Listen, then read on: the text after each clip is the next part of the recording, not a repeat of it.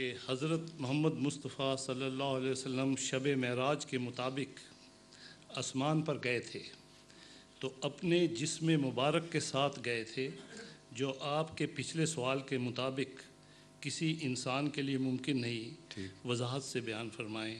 شکریہ۔ میرے نزدیک قرآن کریم نے پہلے ہی اس سوال کا جواب وضاحت سے دے دیا ہے کہ آپ جسم مبارک سمیت آسمان پر نہیں گئے تھے، بلکہ یہ ایک روحانی سفر تھا۔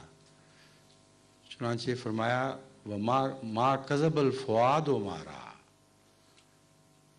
کہ دل نے جھوٹ نہیں بولا جو اس نے دیکھا۔ تو دل کا سفر روح کا سفر ہے اصل میں۔ اور دوسرے یہ کہ خدا تعالیٰ جسمانی چونکہ نہیں ہے، اس لیے رسول اللہ صلی اللہ علیہ وسلم کا سفر جسمانی قرار دیا ہی نہیں جا سکتا۔ اسریٰ بعبدہ لیلاً، قرآن کریم فرما رہا ہے کہ خدا سے ملنے گئے تھے تو خدا تو ساتھ لے کر چلا تھا، اس لیے قرآن کے اس بیان کو کہاں لے جائیں گے؟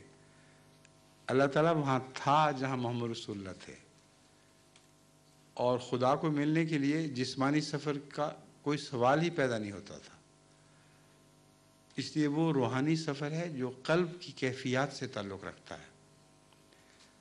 میرے نزدیک اور جماعت احمدیہ کا یہی عقیدہ ہے کہ قلب محمد مصطفیٰ صلی اللہ علیہ وآلہ وسلم ہی وہ سب سے بلند ترین، ایک یوں کہنا چاہیے کہ قلب محمد مصطفیٰ صلی اللہ علیہ وسلم ہی وہ عرش عظیم ہے جس پر خدا کا نزول ہوا، اور اس عرش عظیم نے جو کچھ دیکھا وہ قلب محمد نے دیکھا تھا، جیسا کہ فرمایا ما کذب الفؤاد ما رأى، اور یہی معراج ہے۔